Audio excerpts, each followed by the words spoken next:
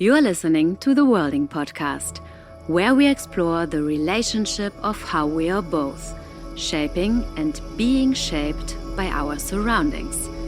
The podcast traces interconnections by inviting each episode's guest to pass on the mic to someone who has influenced their world. And now, here's your host, dance artist Renae Shadler. Hello friends. Today we travel to Tel Aviv in Israel to continue our 7th string figure with my guest, Natal Igor Dobkin, a performance artist, facilitator, and adjunct professor in the Department of Gender Studies at Ben Gurion University. They was recommended by last episode's guest, Zinzi Buchanan, and today we continue that conversation, focusing on queering, slow transitions, and asking what it is to be between binary notions of gender. Thanks so much for chatting with us today, Igor. Such a pleasure to be here. Thank you. To begin, I love to ask guests where they're recording from in this very moment and how you're being shaped by your surroundings, whether it's the light or what your feet are touching in this moment. I'm sitting in a space that doesn't normally belongs to me. It's a friend's studio. It's pretty dark because of it, but you can see from the curtain a little bit of light entering, and it's kind of gives it a lot of volume to that little light that enters. There's kind of fake grass carpet, and my bare feet are squeezing it and imagining a bit that I'm in the outdoors. And there's something sticky around, but it's a nice kind of stickiness. I love that stickiness. It's it's very visceral actually. I'd love to also transport listeners back to a few weeks ago when we met in another surrounding for the first time in a coffee shop in Berlin. Mm-hmm. And when we arrived, they were checking corona passes because you needed to be vaccinated to sit in the coffee shop. And you passed over a Polish passport and they scanned your QR code on your phone. And there was this moment of me knowing you were Israeli, knowing that you had a different name in your passport, also being quite surprised that you had a Polish passport. And I really realized how many layers were in this moment of revealing such heavy documents that are so loaded with expectations on the body, on certain cultural information that you carry or not. Can you talk a little bit about that, how it is to be in these situations with so many contradictions, a little bit like the plastic grass that actually is plastic, it's not grass? Yeah, I don't know how I would describe it, but it's definitely part of my daily life experience. Sometimes it's kind of transparent to me or to others, and sometimes I really physically feel it, but there's some kind of junctions where before and after everything is happening normally, but there's some kind of checkpoint that something needs to be revealed and I need to prove myself in a way, or there's kind of an imposter syndrome coming up just to have a cup of coffee, for example, for our moment in the coffee shop. And I realized it became like a life skill that I trained myself. Specifically with the COVID pass, I carry two COVID apps on my phone. One have my passport name, as you mentioned, Natal Igor Dobkin, the name I was born with, and the other one is my current name, Natal Igor Dobkin. So when I want to be feeling more real me, but still challenge the surrounding, I pull out the app that says Natal Igor Dobkin. But when I wanna just obey and not risk anything, I pull out the one that is the same as my passport. But there's a lot of clashes that are constant, happening all the time, and they became part of me. They're shaping me, and they're changing also all the time. I'm on testosterone for 1.5 years now, so some things became more easy. I'm passing better, obviously. So, for example, in Israel, when you speak Hebrew, the second person is gendered. So when you say you, it's gendered. So I realized that I completely pass in the street. So if I go to a coffee shop, or if I want to buy a beer in a kiosk, I don't need to. They normally don't ask for my ID, because now I pass older. Finally, I've been 38, but at the same time, it became a bigger barrier. Holding my old name on my passport still, and traveling in an airport, for example, with a beard. So the gap became wider, I would say. And you also choose he, they pronouns, which is something I haven't come across before, and I'm really curious to learn more about. How has that been a part of your journey as well, deciding on pronouns that really share and embody you in the world in relation to others and expectations they hold around pronouns? I mean, you use the word journey, and I definitely relate to it, because I don't see it as a fixed decision, and I don't know what's my pronoun gonna be next year, but I'm trying to. I think that we all are changing all the time. It's not a singly related to trans people, just because, for example, we aging, and there's also a culture context, a language context. So again, if, for example, in Hebrew, there's no they, and some non-binary people either used mixed gender, so in one sentence you would go back and forth from male and female, or there's some just picking a certain gender and go with it. And I think for me, identifying as non-binary trans, I would say in the last 8 years, it was very important to present the language I came from. So in English, I was always he. But now with my transition passing so well, passing even as cis men, I started to add they into it. Although it's not a strict they, it's mostly, we started this show now and you presented me. It's important for me that the listeners that can see me right now understand the context that I'm coming from. So again, going back to the COVID pass, from moments, even though to be transparent about your transness, there's a certain risk, obviously, even could be in some matters life risk. It's also important for me to rebel and be present by my existent and the trans existent. It's incredibly layered, and it's interesting that in this podcast, looking at worlding and shaping and being shaped by our surroundings, there is constantly these codes.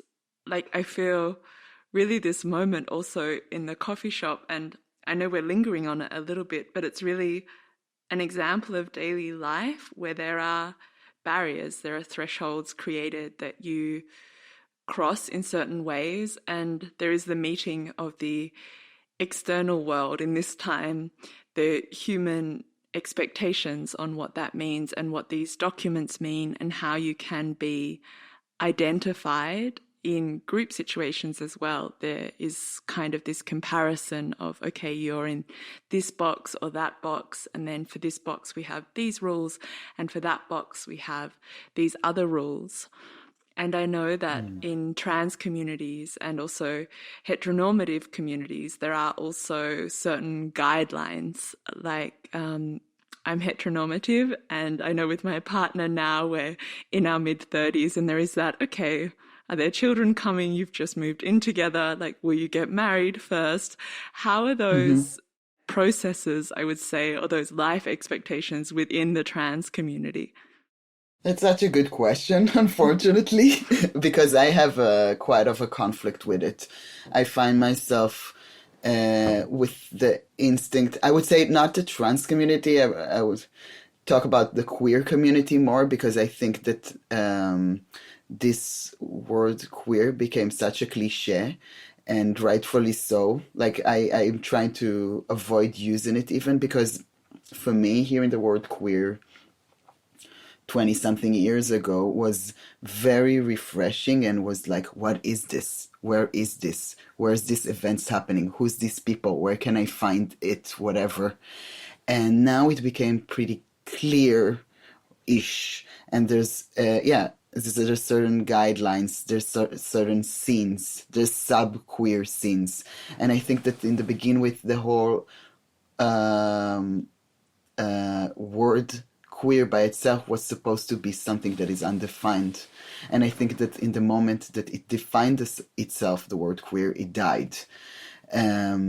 So yeah, there is guidelines in queer/trans communities, but I'm trying to rebel on it, as well as I said before, I'm trying to rebel on the outside heteronormative society. Again, also inside my own tribe, I'm also trying to do the same. Because I want to find new ways. I want to allow myself to ask questions. I want to hear other people's questions. But at the same time, it's not this kind of like I'm throwing it all out the window. I'm trying to build from whatever already exists, the critic theory that exists around transness now, to come out for something new, more questions, more challenges. Because just going back to the basic, if there's a trans person coming to, for example, a trans event, and they are new, they're not even sure that they're trans yet, or whatever it means. And they don't know the rules yet. So they don't know yet what to say or not, what not to say, how to behave and how not to behave in some in a proper way. They might be kicked out after 2 minutes from that venue. And that person could be someone that is really unprivileged, that doesn't have any other surrounding, anywhere to go. And in that sense, I think that there needs to be some kind of thinking time within queer, trans, radical communities to see how we structure some guidelines, because we are rebelling the outside surrounding the heteronormative, but at the same time how we also can criticize ourselves from the inside and keep transitioning ourselves and moving. I think if there's strict guidelines, we're actually not trans because we're not in movement. Part of being trans is always moving, if it makes sense. Absolutely. Yeah, and it's interesting how these spaces create knowledge that then comes with an expectation to embody that knowledge and be aware of that knowledge when you enter. And so then it creates a barrier in some way for those outside. And in a way, I totally understand in terms of white, privileged, cis bodies that don't respect or are not able to relate or not willing to relate more, to be precise on that, like there are choices involved. But then the people outside that want to get in, how do they know what's inside when they're outside? You know, it becomes bubbles within bubbles. Exactly. Have you found some strategies for that in your work around gender that you could share with listeners and myself? I'm really challenged by it. This is the main thing that I think that I'm challenged by. When I have a regular queer performance workshop I give in Tel Aviv, and it's open to everyone.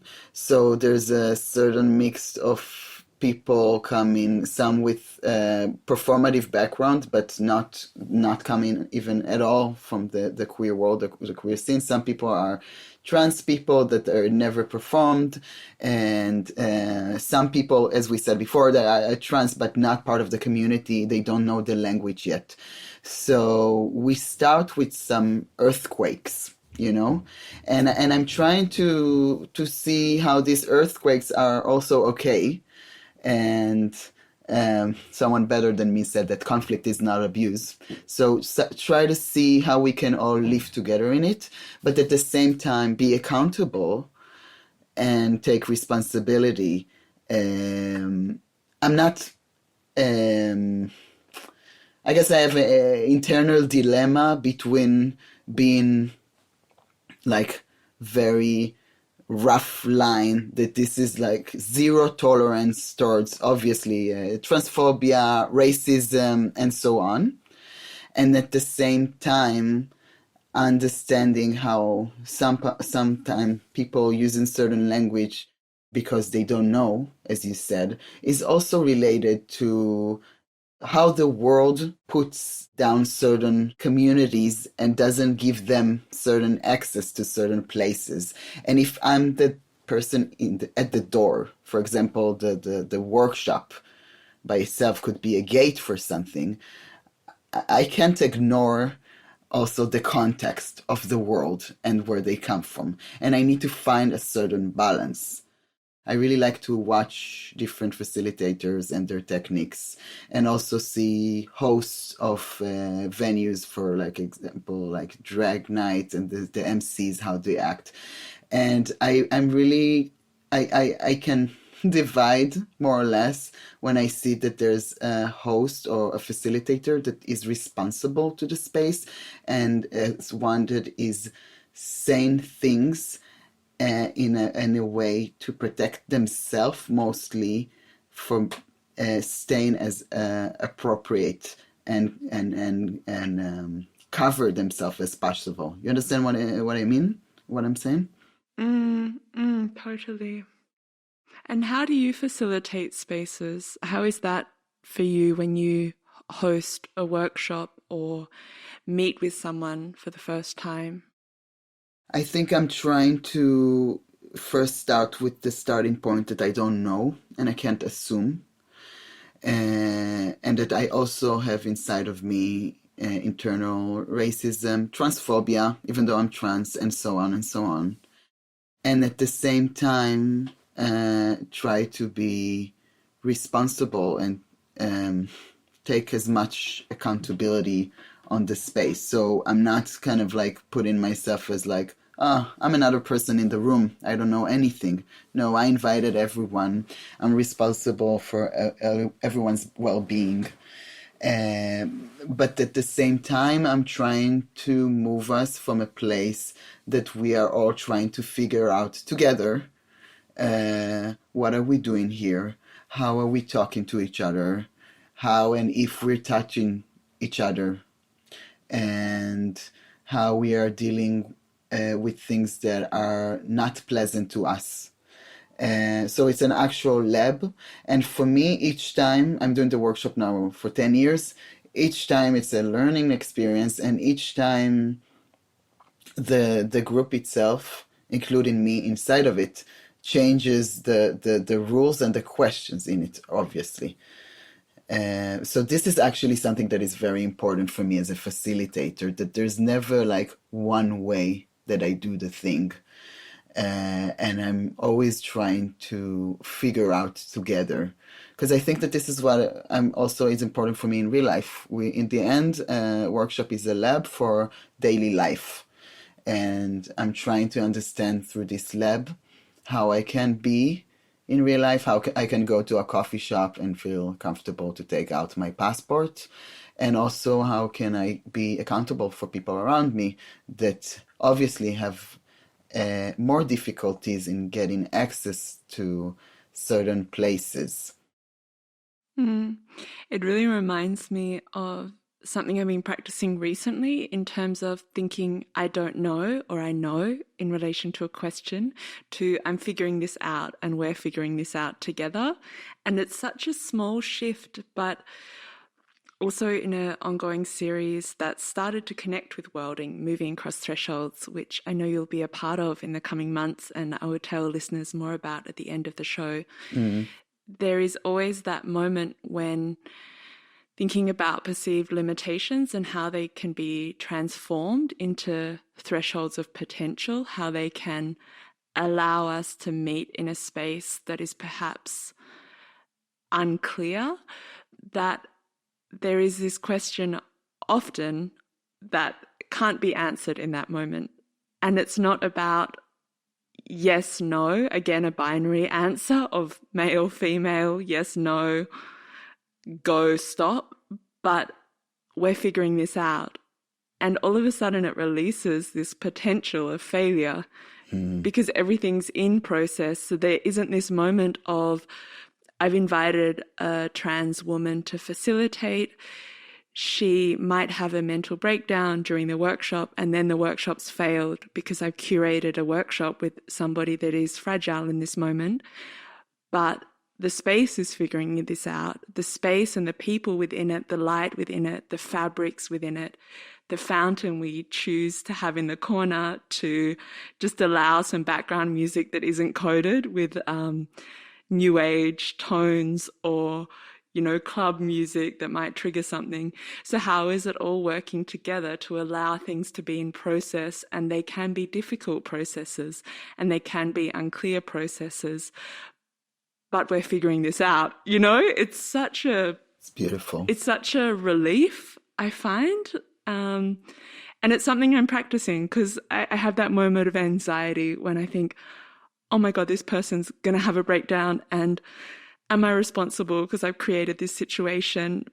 But then I'm not because it's part of living, and I think within these levels of facilitation or participation, there are certain roles that also come with expectation. Like you said, you're responsible for the space as a facilitator, but actually you just have a response ability, so something very affirmative, to shift because maybe you have more knowledge of that space. You've been in it before, so you have certain techniques that you've built over time.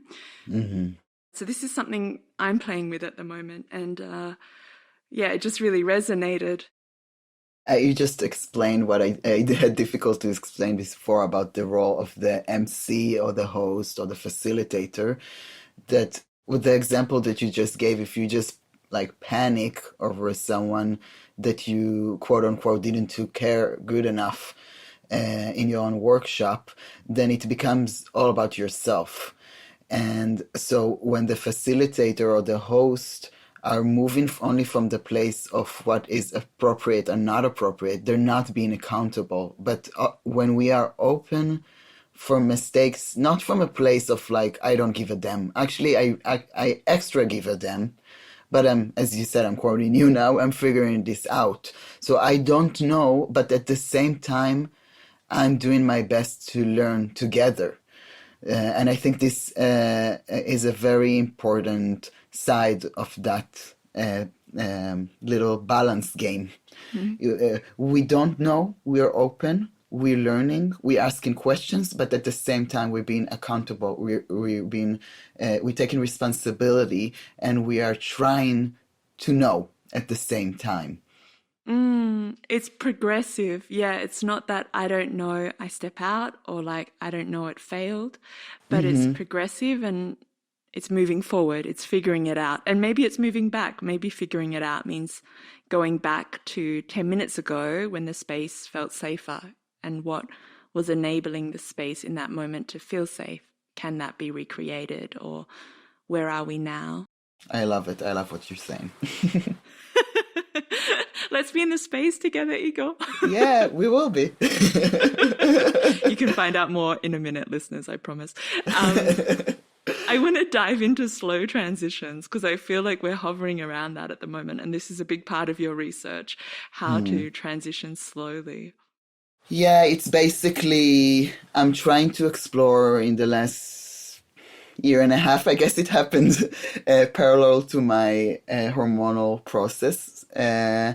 What happens when we are actually not in the non-binary? We are trying to achieve a goal. So thinking about any linear process, such as gender transition, but gender transition in the sense, kind of making a game with yourself and saying, I'm trans, and in the end, I want to be this and this and that. Let's say I want to be a man in the end, okay? Or other linear processes, such as immigration. So in the end, I fully immigrate from X to Y. So of course we know in our radical surrounding that these things doesn't need to be either or. So you can be in a relationship and it doesn't need to take a certain shape. And you can transition, but you don't have to achieve something in that. But I'm actually offering a game that I think, in my mind, in a very linear way. There's a starting point and there's an ending point. But then, instead of being in the non-binary, what happens if I just take it very slowly? And what's the impact of it for myself and for my surrounding? How it is rebellion? What does it change within myself, and what does it change for my surrounding? And again, sorry, coming back to the coffee shop example. Because, I have a beard now, and if my name in my passport was, I don't know, like a dude's name, then the situation would be transparent. And then there wasn't any learning situation happening for any of the sides.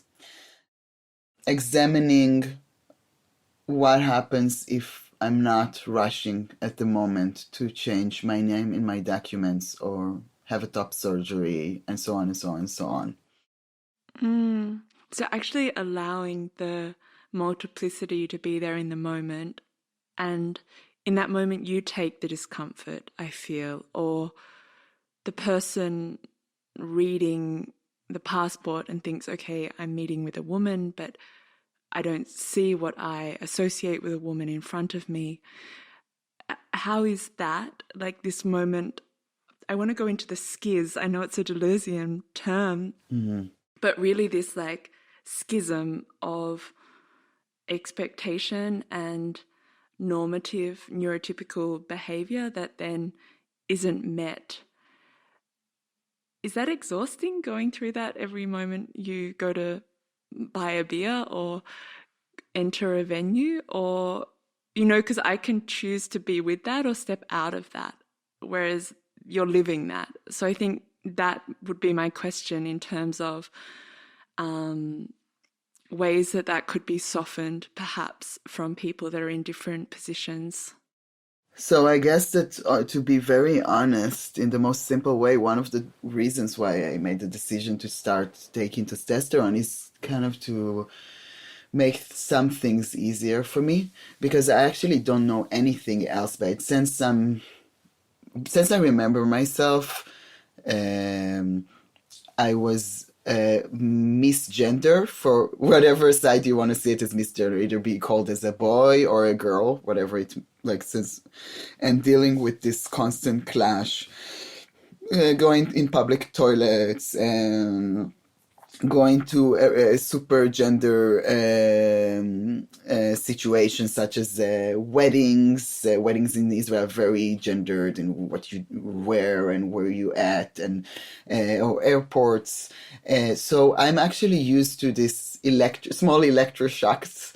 And I say electroshocks, so it's for myself and for the others. So even if nothing happens, let's say I was going until maybe you wouldn't believe it because you saw me recently, but I was going to the women's toilet, public toilet, until last July. And then there was something, I flew to France and I was like, okay, I'm going to try to go in the men's toilet. And I realized that I didn't understand how I look, because since then, nobody cares about me. I entered to the men's toilet, nobody second look. And I was used to having a constant stares or remarks for all of my life, even as a child, not even before adolescence.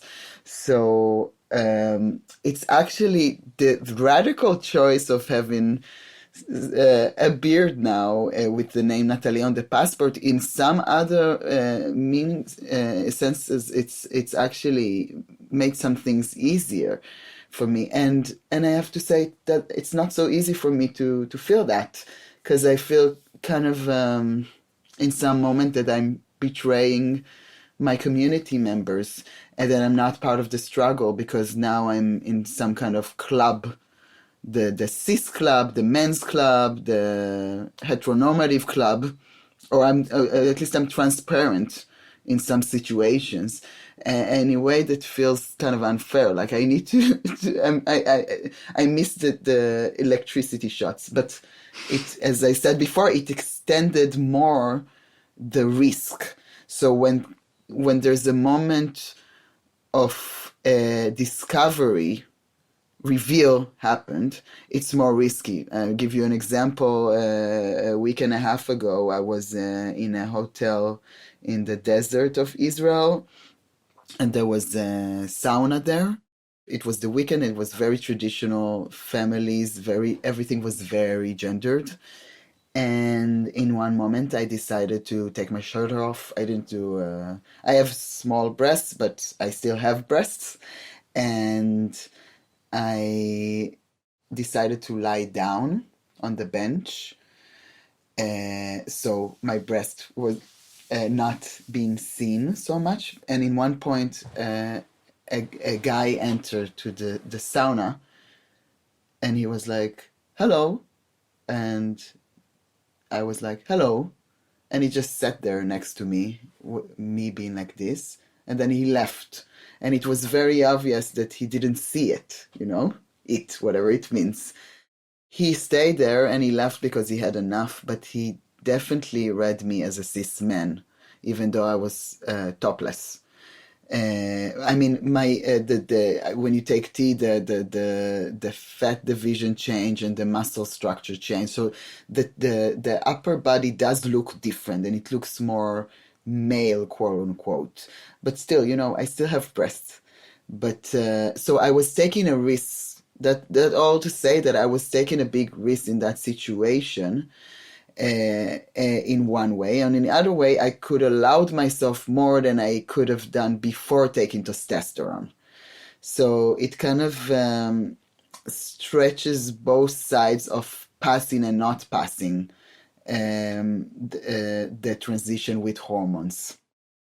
So it's really this line is how I understand, like the line of what's possible moves, and then there is that moment when the body assimilates the change. Mm-hmm. Because also the changes, they're created by something external, right? Like taking testosterone or taking estrogen is something entering your system, which is changing the system. And then the system needs to realize the change, this gap of, okay, my body is different. Now I can enter the toilet, but actually you could always enter the toilet. Like there was a fiction around that of women aren't allowed in. It's like, okay, I don't know if I can share this, but I will, because I hope my mom doesn't listen to the podcast. But there is a moment when I live in Berlin now, and I'm from Australia, which has a very different association around gender. Like Australia, I would say, is still very heteronormative. We have male and female toilets, whereas in Berlin there's a lot of unisex toilets, but there's still a urinal. And I sometimes go dancing and the cubicles are full, like in clubs.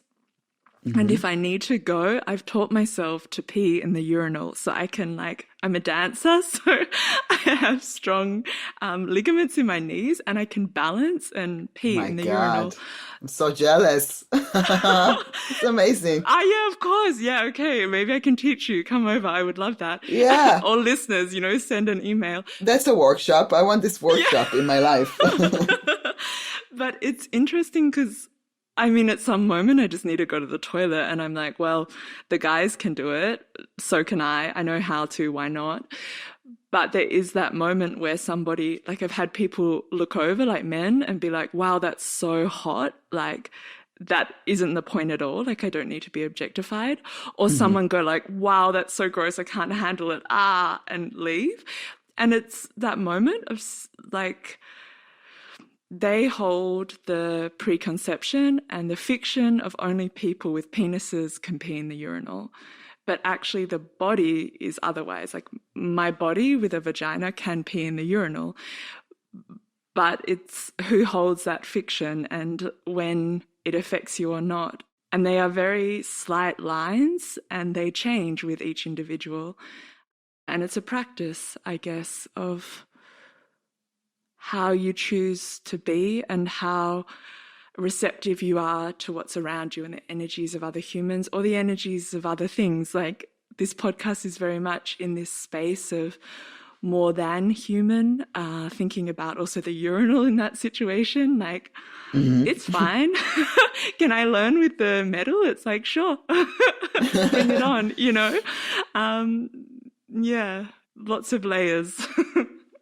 Many layers. And yeah, speaking of objects, all those objects in the public toilet needs to host us, host our bodies, and the normativity of like what's normative in the body. Like, because in one sense you can say that now I'm passing more as normative physically in the surrounding of the public toilet, in the men's toilet.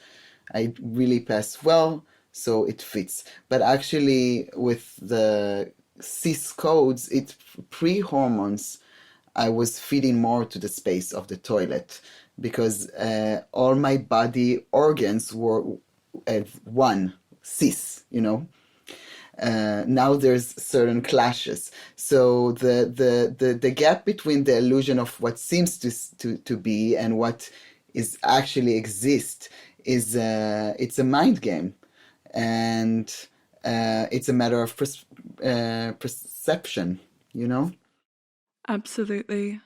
I'd love also to go a little bit into your research around the detour and how that is, because also now thinking about going to toilets and using them in a way that is pre-described, like kind of giving into the fiction that's being created around them, or detouring and using things in different ways.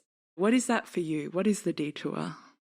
Well, the detour is also it's another question. Speaking about questions, so it's something. It's a sub topic under slow transitions that I'm investigating at the moment because I'm searching for strategies of how to slow down things. So now I'm around detouring. It's a way to look at aims, different aims or chores that we have around us in our daily life, and not to think about how you suspend them, not in the sense that you're doing it in slow motion, but that you're doing something else before you do the actual thing. And that's the detour. And I think that when we met, I gave you an example of Google Map that when let's say I want to go to your place, so you tell me your address and I write it down, and Google offers me a path. And the path is usually what Google thinks is the shortest way to get from where I'm at and where you are. Who said that the shortest way is what I want to have? What if I want to have the path that have the most nature around, more scenery, or maybe it is short, but it's actually not safe for me. And what does it mean if safe for me? For different people, obviously, the question of safeness in the public space, in the outdoor, is different. And and if I go through a path that feels unsafe for me, it's probably also going to take me longer. It's meant to examine how we can gain different things or experience different things when we're not taking the route that capitalistic society aims for us. And we internalize it by ourselves. In a way, it's a form of activism, actually. Yeah, but also could be self-activism, you know? Because it could be, it's also actually an offer for, like, you know, we kind of program to do things in a certain way. Efficiency. There's a lot of uh, keywords that exist inside of us that we are not even aware of, that actually not always obviously makes things actually efficient, and it makes us, it is influence us, it makes us become certain people because of certain ways we're doing things. And I think that taking a detour could open up a certain way of unlearning what's this automatic thing that we are doing, our automatic way that is inherited inside of us. It's so funny when these propositions come forward. I often have this process of assimilating. So maybe listeners are also doing this, of thinking, okay, how do I do that in my own life? How am I practicing that? And when I think about taking a detour, I'm like, oh, that's lovely. But then at the same time, often I leave the house and I need to be somewhere else, and I just go where I need to go. Like, enabling myself to take a detour would mean leaving earlier or making appointments that don't have a set beginning time. How to practice these things, because in a way it releases everything, like how we physically move through the world. Embodied knowledge is what we're practicing, that then informs our mind and makes things very efficient. Like, I need to know what gender someone is, I need to know where I can go to the toilet, I need to know what language they speak, with what passport they hand over. But actually allowing the figuring out, as we've been talking about, it takes a certain time, and it takes a certain, slowing down, as you say. Yeah, and also not always we know what's the we're supposed to do many times and what's the efficient thing to do. But we're not always doing it from different reasons. Again, capitalistic society really urges to be efficient and productive, and it actually puts a lot of anxiety into all of us. And there's a, you know, there's the destructive version of detouring is, oh my God, I forgot the word now. To procrastinate. Yes, exactly. So we are doing this anyway, and the detour is actually a proposal about, by choice, doing something that is not the shortest or direct thing to do, but that gives us a different view of things and allow us to learn something and to gain even something. Even if we want to look at it from a capitalistic perspective, we can also gain from detouring. Maybe I'm thinking maybe I should give an example. Please. I'm thinking about like simple missions that I have tendency to delay. For example, when we met, you gave me an example about postponing listening to a voice message for a certain reason. I also have the same thing, that email I need to send to my landlord. And it's tests that, you know, they take 1 minute in the end of the day. And we put so much energy with delaying it, and and then also internally punishing ourselves that we're not doing what we're supposed to do. But what about looking at that task of, let's say, sending that email to the landlord and say, okay, I have the draft of it. It's been 1 month. Everything is written down. I just need to press send. But what if I decide that to send that email to the landlord, I need 1 hour?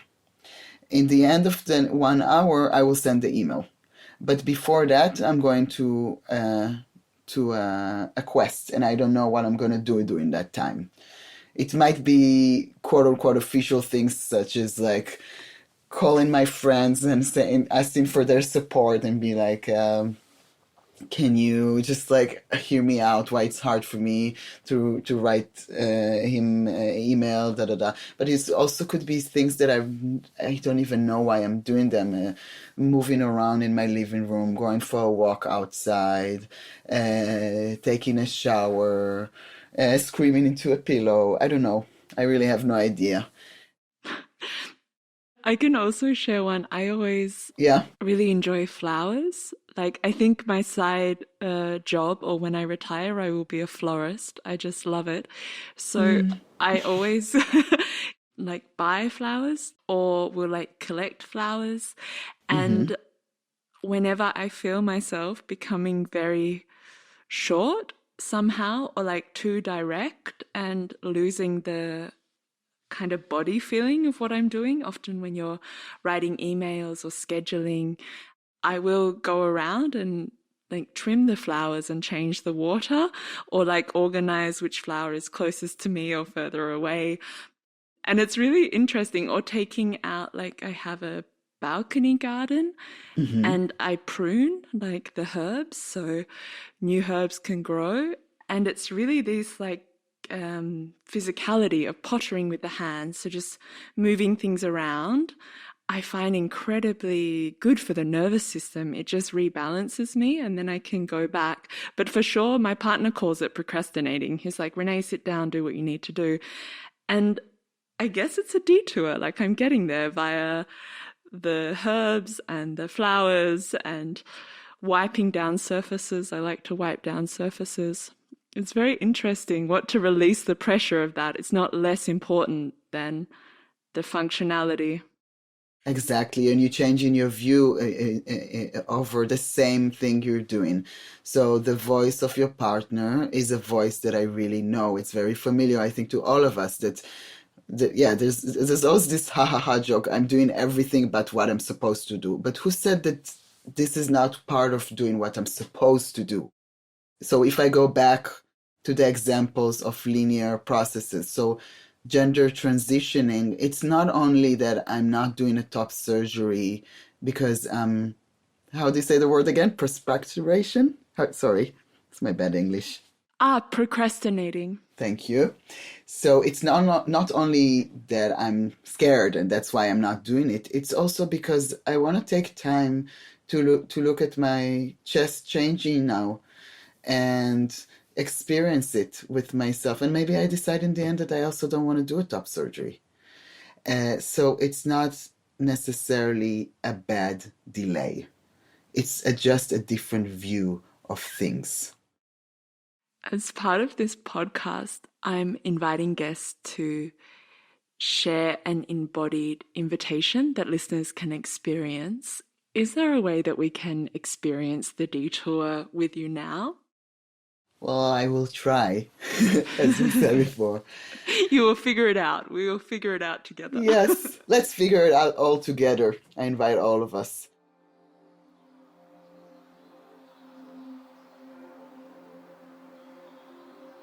So let's think together. We can close our eyes because I think it does help. And that's the advantage of having a podcast, that you just listen and take out the most dominant sense, which is the sight.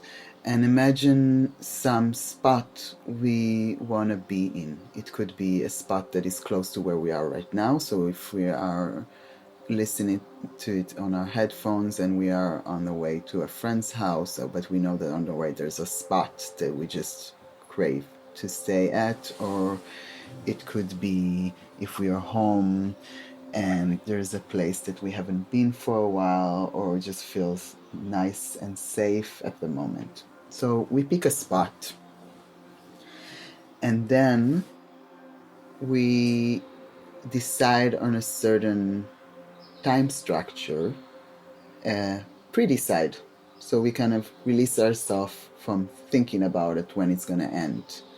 So let's say if I'm biking at the moment and I know it's going to take me 10 minutes to arrive to my friend's house, or if I'm in my car and I'm supposed to be home in 2 minutes, I'm deciding on an extra time. Let's say I decide on 10 minutes or half an hour. Maybe next time I practice it 2 hours.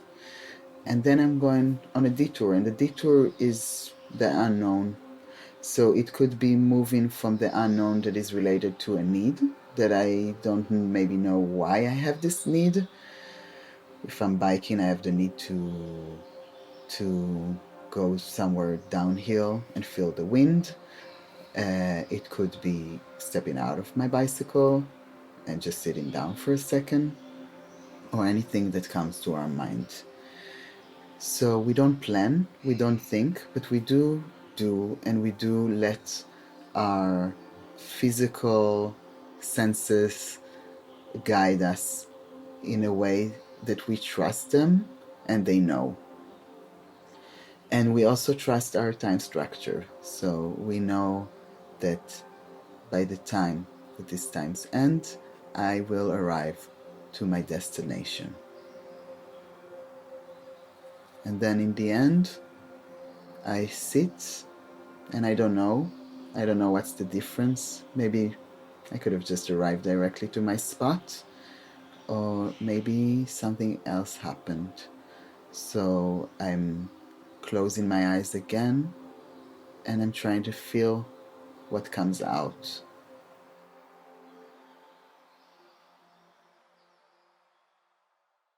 I would like to do it now when we finish this. Absolutely. I was just doing it with my eyes closed, but I haven't arrived yet. But we can continue and I can go back to it. At the moment. I don't know if Berliners are listening. There's a beautiful park, Volkspark Friedrichshain, and I'm around the fountain. It's a stone fountain with lots of sculptures of fairy tale creatures. And there's a little turtle. But it is different. It's different to physically go there. So please, listeners, I encourage you to physicalize that after this listening experience, as I will. Thank you so much for chatting with us. It's been really beautiful. Thank you for inviting. It's been such a pleasure.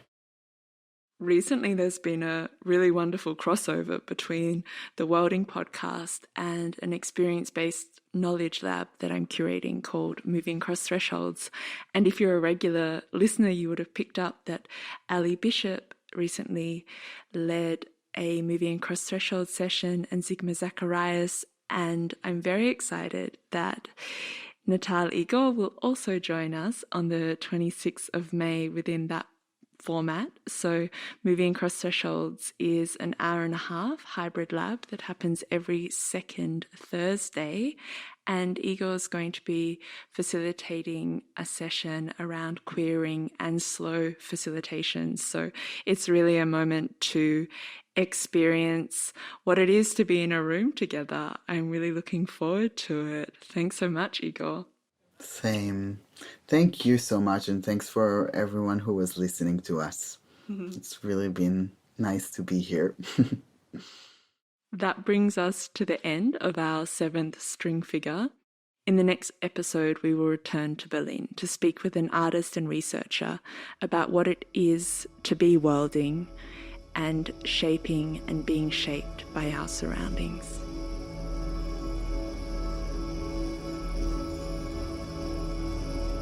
Thank you for listening to the Worlding Podcast. Gefördert durch die Beauftragte der Bundesregierung für Kultur und Medien im Programm Neustart Kultur. Hilfsprogramm des Tanzen des Dachverband Tanz Deutschland.